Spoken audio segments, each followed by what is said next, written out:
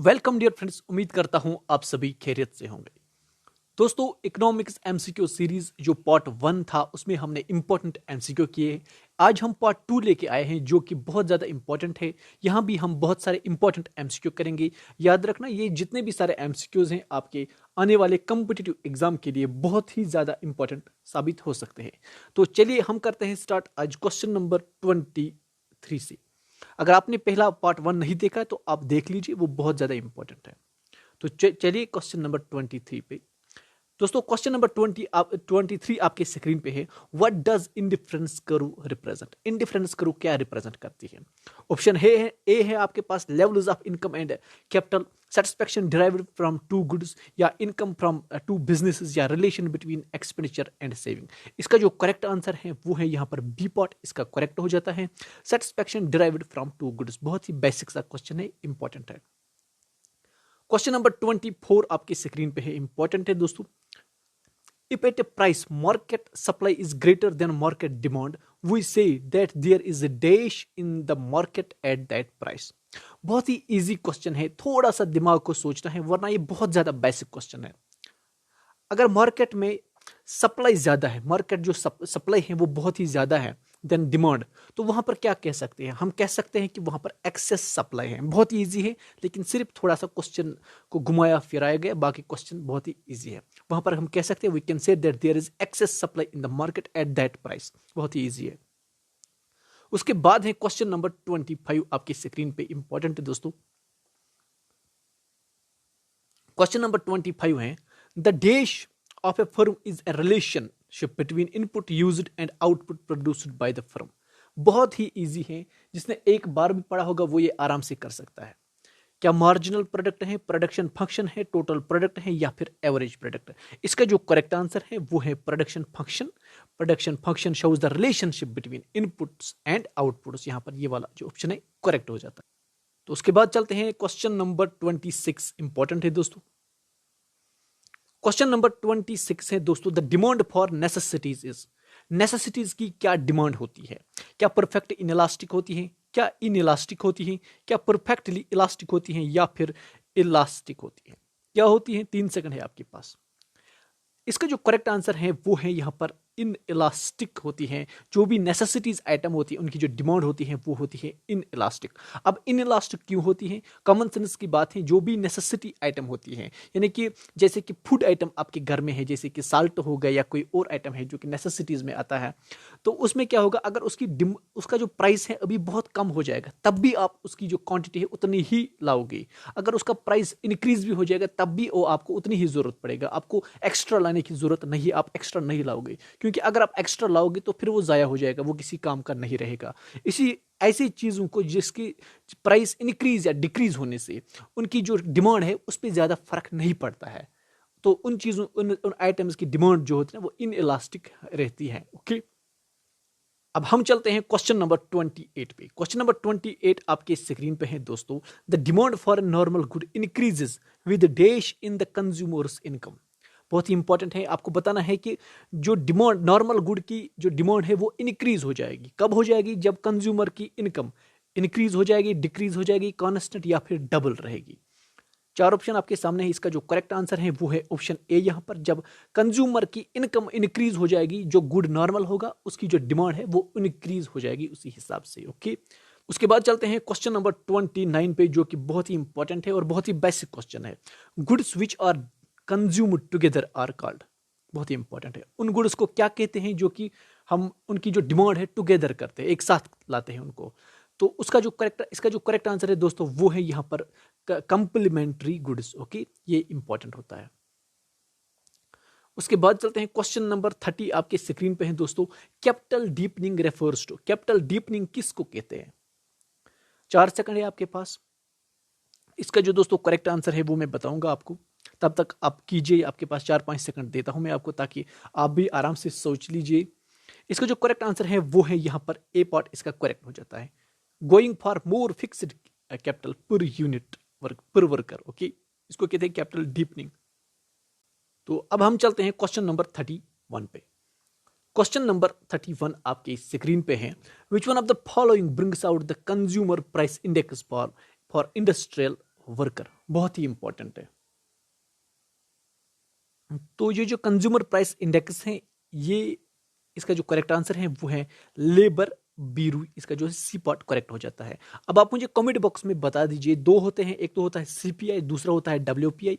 तो सीपीआई तो आपको पता है, अब डब्ल्यूपीआई बता दीजिए कि ये कौन सी एजेंसी है, कौन सी ऑर्गेनाइजेशन निकालती है। ओके, उसके बाद चलते हैं क्वेश्चन नंबर 32 पे। क्वेश्चन नंबर 32 आपके सामने है दोस्तों।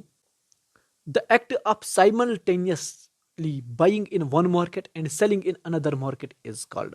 इसको क्या कहते हैं? एक मार्केट से आपने लाया तो फिर दूसरे मार्केट में आप भेजोगे एट हाई प्राइस, तो इस सिचुएशन को क्या कहते हैं? इस टर्मिनोलॉजी को इकोनॉमिक्स में आर्बिट्रेज कहते हैं। यहाँ पर डी पार्ट इसका जो है करेक्ट आंसर बन जाता है। अब चलते हैं क्वेश्चन नंबर 33। क्वेश्चन नंबर 33 बहुत ही इजी क्वेश्चन है। When two goods are completely interchangeable they are called, उनको क्या कहते हैं? ओके, अब इंटरचेंजेबल गुड्स को आपको पता होंगे, उनको कहते हैं परफेक्ट सब्स्टिट्यूट, जिनको एक दूसरे से सब्स्टिट्यूट कर सकते हैं। ओके, अब चलते हैं क्वेश्चन नंबर 34 पे। क्वेश्चन नंबर 34 आपकी स्क्रीन पे है। Demand for a commodity refers to, demand for a commodity किसको कहते हैं? ऑप्शन ए है आपके पास, क्या डिजायर फॉर दैट कमोडिटी, क्या नीड फॉर दैट कमोडिटी, क्या quantity demanded of that commodity, या फिर quantity demanded at certain price during any period of time. यहाँ पर ये जो है डी पार्ट यहाँ पर करेक्ट हो जाता है। यहाँ पर प्राइस इसमें मेंशन किया है, तो उसी को हम डिमांड कहते हैं।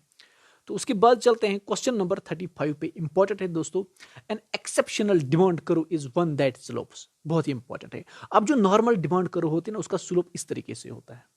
Okay, downward sloping. अब कोई एक्सेप्शनल डिमांड करो होती है कभी कभी, जैसे कि गिवन गुड सिचुएशन में या कोई और भी, तो उसको उसकी जो डिमांड करो होती है ना, वो होती है अपवर्ड टू द राइट, इस तरीके से। ओके, जब प्राइस इंक्रीज होगा तो डिमांड भी इंक्रीज हो जाती है। तो नॉर्मली क्या हो जाती है, जब प्राइस इंक्रीज होता है डिमांड कम हो जाती है। ओके, यहाँ पर आप देख सकते हो, जब प्राइस डिक्रीज हो जाएगा डिमांड इतनी बढ़ गई। ओके, तो ये जो सिचुएशन है, इसको कहते हैं, ये जो नॉर्मल सिचुएशन है, normal relation with price and demand. But जब उल्टा हो जाता है ना, वहां पर इस तरीके की हो जाती है। Okay, upward to the right, price increase होने से डिमांड भी इंक्रीज हो जाती है।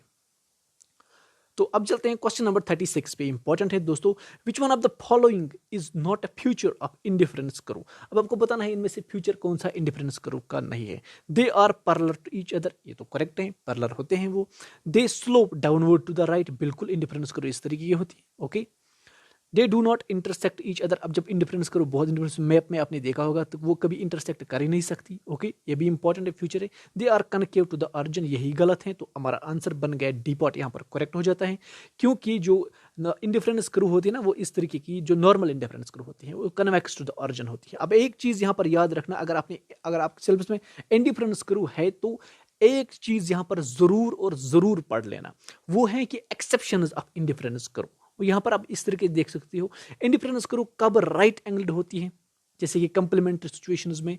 तो इसी तरीके से कब इस तरीके की होती है स्ट्रेट लाइन, और कब जाके जब इंडिफरेंस करूं इस तरीके की हो जाएगी, यानी कि कनकेव हो जाती है, उस वक्त मार्जिनल रेट ऑफ सब्स्टिट्यूशन क्या होगा, इंक्रीज होगा, डिक्रीज होगा। तो ये आप जरूर पढ़ लेना, क्योंकि यहां से एग्जाम में मैक्सिमम चांसेस होते हैं क्वेश्चन आ सकता है यहां से इंडिफरेंस करो में। एक्सेप्शंस ऑफ इंडिफरेंस करो, ये एक्सेप्शनल केसेस होते हैं। अब चलते हैं क्वेश्चन नंबर 37 पे। क्वेश्चन नंबर 37 इंपॉर्टेंट है। A demand curve which is parallel to horizontal axis showing quantity has the price elastic equal to, बहुत ही इंपॉर्टेंट है। अब ये डिमांड कर्व है इस तरीके से, यहां पर क्वेश्चन कहता है अगर इस तरीके की डिमांड कर्व होगी जो पैरेलल टू एक्स एक्सिस को होगी, तो ऐसी सिचुएशन में जो प्राइस इलास्टिसिटी होगी वो क्या होगी।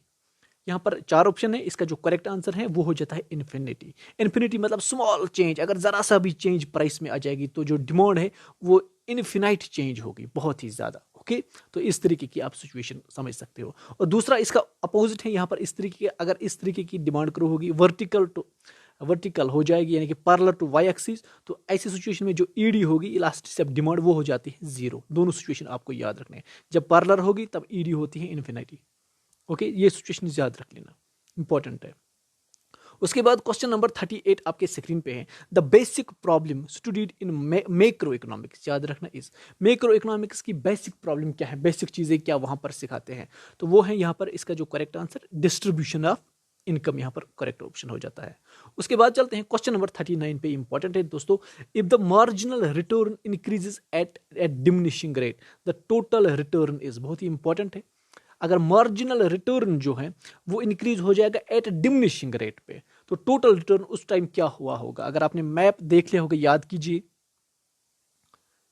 इसका जो दोस्तों करेक्ट आंसर है वो है ए पार्ट, यहां पर करेक्ट हो जाए, वो इंक्रीज होता होगा। ओके, यहां पर आप ये याद रख लीजिए, इंक्रीज है। उसके बाद चलते हैं क्वेश्चन नंबर 40 पे। The law of increasing return means, increasing return का माने क्या होता है? क्या इंक्रीजिंग कॉस्ट्स, क्या डिक्रीजिंग कॉस्ट्स, क्या इंक्रीजिंग प्रोडक्शन, क्या इंक्रीजिंग इनकम? चार ऑप्शन है, 5 सेकंड है आपके पास। इसका जो करेक्ट आंसर है वो है बी कॉट, बी यहाँ पर बी पॉट करेक्ट हो जाता है। डिक्रीजिंग कॉस्ट्स ही इसको कहते हैं, दूसरा नाम ही है इंक्रीजिंग रिटर्न को, दूसरा नाम ही डिक्रीजिंग कॉस्ट्स भी कहते हैं, diminishing costs, decreasing costs. Okay, उसके बाद है क्वेश्चन नंबर 41 आपकी स्क्रीन पे। In short run if A competitive firm incurs losses it will. अब आपको पता होगा कि जब शॉर्ट टर्म में होता है उस सिचुएशन में ना तो फर्म आ सकती है कोई, ना तो जा सकती है। ओके, अब ऐसे सिचुएशन में अगर जो एग्जिस्टिंग फर्म अंदर इंडस्ट्री में है, अगर उसके पास लॉसेस होते हैं, नुकसान होता है उसको, वो क्या कर सकती है? क्या वो प्रोडक्शन को स्टॉप करेगी? क्या वो continue to produce as long as it can cover its variable costs? Okay, या फिर raise price of its product, या फिर गो फॉर एडवर्टाइजिंग कैंपेन? क्या कर सकती है? चार ऑप्शन है आपके पास। इसका जो दोस्तों करेक्ट है ये जो बी है, ये याद रख लेना। ऐसी सिचुएशन में जब तक उसके पास वेरिएबल कॉस्ट्स कवर होते हैं, वेरिएबल कॉस्ट्स, ओके, जब तक वो कवर होते हैं तब तक वो कंटिन्यू करती जाएगी। अगर वेरिएबल कॉस्ट उसके पास कवर नहीं होते वो स्टॉप करेगी फिर। ओके, उसके बाद है क्वेश्चन नंबर 42 आपके स्क्रीन पे है। Consumers are likely to get a variety of goods under. किस मार्केट में बहुत सारी चॉइसेस मिलते हैं कंज्यूमर को, वैरायटी ऑफ गुड्स मिलते हैं किस मार्केट में? क्या ओलिगोपॉली, क्या परफेक्ट कंपटीशन, क्या मोनोपॉली में, या फिर इम्परफेक्ट कंपटीशन में? यहाँ पर इसका जो करेक्ट आंसर है 42 का वो जो हो जाता है डी पॉट, यहाँ पर करेक्ट हो जाता है इम्परफेक्ट कंपटीशन, जिसको हम मोनोपॉलिस्टिक कंपटीशन भी कहते हैं। मोनोपॉलिस्टिक याद रखना। ओके, मोनोपॉलिस्टिक कंपटीशन जो कि आजकल प्रेजेंट है इम्परफेक्ट कंपटीशन इस दुनिया में। यहाँ पर आपको बहुत सारे चॉइसेस मिलते हैं। उसके बाद चलते हैं क्वेश्चन नंबर 43 पे, इंपॉर्टेंट है। The new agricultural strategy in India was introduced in. New agricultural strategy कब ये लॉन्च की गई थी? इंपॉर्टेंट है, ग्रीन रिवोल्यूशन रिलेटेड है, तो इंपॉर्टेंट है। इसका जो करेक्ट आंसर है वो है बी पॉट, यहाँ पर करेक्ट हो जाता है। ये डेट याद रख लेना। उसके बाद चलते हैं क्वेश्चन नंबर 44 पे, इंपॉर्टेंट है। Price rigidity is the future of. Price rigidity आपको पता नहीं किसका फ्यूचर है, जहां पर प्राइस जो है बहुत ज्यादा रिजिड होता है, कोई भी प्राइस चेंज नहीं करना चाहता है, तो ऐसी सिचुएशन होती है ओलिगोपॉली में, इंपॉर्टेंट रहेगा आपके। उसके बाद चलते हैं क्वेश्चन नंबर 45 आपकी स्क्रीन पे है। The law of diminishing return applies to. आपको बताना है लॉ ऑफ डिमिनिशिंग रिटर्न आपने पढ़ा होगा तो कहां पे अप्लाई होता है? चार ऑप्शन है आपके पास। इसका जो करेक्ट आंसर है वो एग्रीकल्चर सेक्टर में रिलेटेड होता है। एग्रीकल्चर सेक्टर यहाँ पर करेक्ट ऑप्शन बन जाती है। उसके बाद चलते हैं क्वेश्चन नंबर 46। क्वेश्चन नंबर 46 है, price discrimination is a future of. Price discrimination important future है क्या? कहां पे सबसे ज्यादा प्राइस डिस्क्रिमिनेशन हो जाती है? ओके, इसका जो करेक्ट आंसर है, आई थिंक ये जो एमसीक्यू मैंने पिछली बार भी मैंने पढ़ाया था, लास्ट वीडियो में नहीं, उससे पहले मैंने एक बार ये पढ़ाया था यहाँ पर, तो इंपॉर्टेंट है। इसका जो करेक्ट आंसर है वो है मोनोपॉली में प्राइस डिस्क्रिमिनेशन हो जाती है। अब नेक्स्ट क्वेश्चन की तरह चलते हैं। क्वेश्चन नंबर 47 इंपॉर्टेंट है। If the increase in demand is more than the increase in supply the price will. बहुत ही इंपॉर्टेंट है। ऐसी सिचुएशन में प्राइस का क्या हाल होगा? क्या सेम रहेगा, क्या इंक्रीज रहेगा, क्या डिक्रीज रहेगा, या फिर फ्लक्चुएट होगा? बहुत ही इजी क्वेश्चन है। इसका जो करेक्ट आंसर है वो है इंक्रीज। प्राइस जो है इंक्रीज हो जाएगा, क्योंकि जब डिमांड बहुत ज्यादा होगी और सप्लाई कम है, नॉर्मली सिचुएशन है जिस किसी चीज की भी डिमांड बहुत ज्यादा होती है और सप्लाई बहुत कम होती है, तो उसका जो प्राइस होता है वो बहुत ही ज्यादा हो जाता है। तो उसके बाद है question number 48। Implicit cost is otherwise called. Implicit cost अगर पढ़ा होगा उसको क्या कहते हैं? उसको ऑलरेडी इम्प्यूटेड कॉस्ट भी कहते हैं। ओके, उसके बाद चलते हैं क्वेश्चन नंबर 49 की। Quasi rent is a dash phenomena. Quasi rent अगर आपने पढ़ी होगी, quasi rent is a short term concept. ये शॉर्ट टर्म रेंट होती है। ओके, ये भी आप याद रख लेना, शॉर्ट टर्म फिनोमेना होता है। उसके बाद चलते हैं क्वेश्चन नंबर 50 है आपके सामने। Selling cost is an element of. Selling cost किसका एलिमेंट है? ओके दोस्तों, सेलिंग कॉस्ट जो है वो इंपॉर्टेंट चीज़ है यहाँ पर। इसका जो करेक्ट आंसर हो जाता है वो है यहाँ पर मोनोपोलिस्टिक कंपटीशन, जो कि आज आपको देखने को मिलेगा प्रेजेंटेटिव वर्ल्ड में। यहाँ पर आप देख सकते हो कितना सेलिंग कॉस्ट, कितने एडवर्टीजमेंट कॉस्ट होते थे। सेलिंग कॉस्ट को एडवर्टीजमेंट कॉस्ट भी कहते हैं। ओके, ये यहाँ पर करेक्ट हो जाता है। और ये रहा इंपॉर्टेंट यहाँ पर। अब जो कॉजी रेंट है ना, शायद आपके सिलेबस में ना हो, लेकिन कॉजी रेंट ये मार्शल ने कंसेप्ट दिया था। ये चीज़ आप पढ़ लेना, इंपॉर्टेंट है। तो ये थे दोस्तों इंपॉर्टेंट एमसीक्यूज, जो कि हमने यहाँ पर 50 एमसीक्यूज किए हैं, बहुत ही इंपॉर्टेंट थे। तो अगर आपको वीडियो अच्छा लगे तो लाइक कर देना, और साथ में जो है ना चैनल को भी सब्सक्राइब कर देना। और इसके साथ ही दीजिए हमें इजाज़त। Thank you for watching.